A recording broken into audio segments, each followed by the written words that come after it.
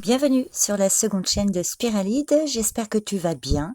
Merci pour ta présence. Je te propose de choisir parmi ces 3 cartes du tarot pour recevoir un message ou un conseil pour les jours à venir ou concernant une situation qui te préoccupe. J'ai mis le timing dans la description de la vidéo et dans les commentaires également. J'espère que ce message te parlera et surtout qu'il t'aidera. N'hésite pas à me laisser un commentaire pour me faire un retour sur cette lecture. Donc c'est parti, je te souhaite une bonne écoute. Carte 1, la tempérance. Alors la tempérance, c'est peut-être le signe que tu dois t'adapter à une situation ou une personne, peu importe ce qui se passe dans ta vie.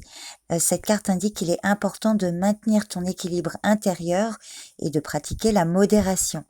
Alors, cet arcane peut aussi t'encourager à avoir la patience et la foi pour affronter les périodes difficiles.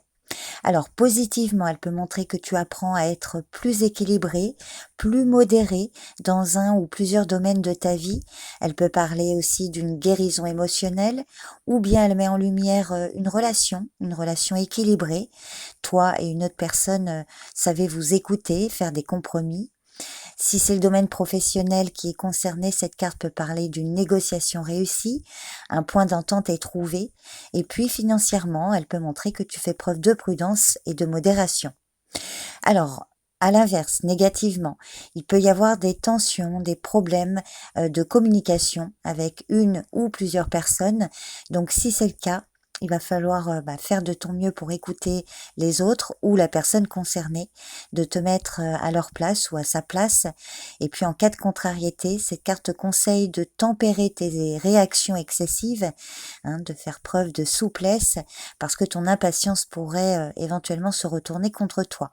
Donc il est peut-être nécessaire de faire preuve de plus d'empathie, que chacun puisse s'écouter, faire des compromis. Mais attention, la tempérance te dit aussi que trop de modération fait tomber dans le piège du relativisme. Donc c'est important aussi de prendre position face à tes valeurs. Alors, cet arcade majeur peut également évoquer la nécessité de te pencher sur certains points qui doivent être corrigés, comme par exemple la paresse, les excès en tout genre, par exemple des excès de nourriture, de tabac, d'alcool ou autre. Donc voilà le message pour toi qui as choisi la carte 1. Je te remercie pour ton écoute et je te dis à bientôt. Carte 2, l'impératrice. Alors, l'impératrice peut parler de toi ou d'une personne de ton entourage. Alors, il peut s'agir d'une amie, d'une mère, une grand-mère. L'impératrice parle d'une personne qui aime prendre soin d'elle et des autres, qui protège, qui rend chaleureux son foyer. En revanche, dans ses aspects négatifs, l'impératrice représente une femme difficile, mal dans sa peau, qui peut être déprimée et qui manque d'imagination et de créativité. Alors, l'impératrice annonce souvent la création ou la naissance d'un projet. Elle peut aussi annoncer, bien sûr, la naissance d'un enfant pour toi ou dans ton entourage.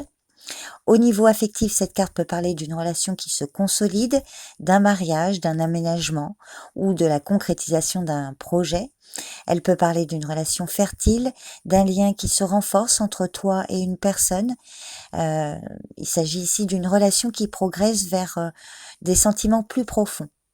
Alors, selon ta situation, si tu es en couple, l'impératrice peut t'encourager à retrouver sensualité et jeu amoureux avec ton partenaire. Si tu traverses des difficultés dans ton couple, ou même d'ailleurs dans une autre relation, une relation familiale, amicale, avec un parent ou un enfant par exemple, l'impératrice te conseille de renouer le dialogue. La franchise et le respect sont nécessaires, ainsi que l'empathie. Cette carte vraiment te demande de t'ouvrir à l'autre, d'exprimer ce qui ne va pas et de faire ton maximum pour comprendre le point de vue de l'autre personne. Alors professionnellement, cette carte annonce souvent une réussite, mais il ne s'agit pas de rêver de ton succès, il s'agit vraiment de le mettre en œuvre. L'impératrice, c'est sortir quelque chose qui vient de soi. C'est un travail de longue haleine, mais la récolte sera à la hauteur de ta motivation et de ton investissement. Alors cet arcane majeur peut également symboliser une personne une personne d'autorité, un manager, un tuteur, quelqu'un qui se montre maternant envers toi et qui te conseille, qui te guide. Financièrement, l'impératrice peut annoncer une amélioration positive, une rentrée d'argent éventuellement, mais des efforts sont probablement à fournir de ton côté. Donc cette carte invite à prendre des initiatives qui petit à petit te permettront de sortir des difficultés financières si tu en as actuellement.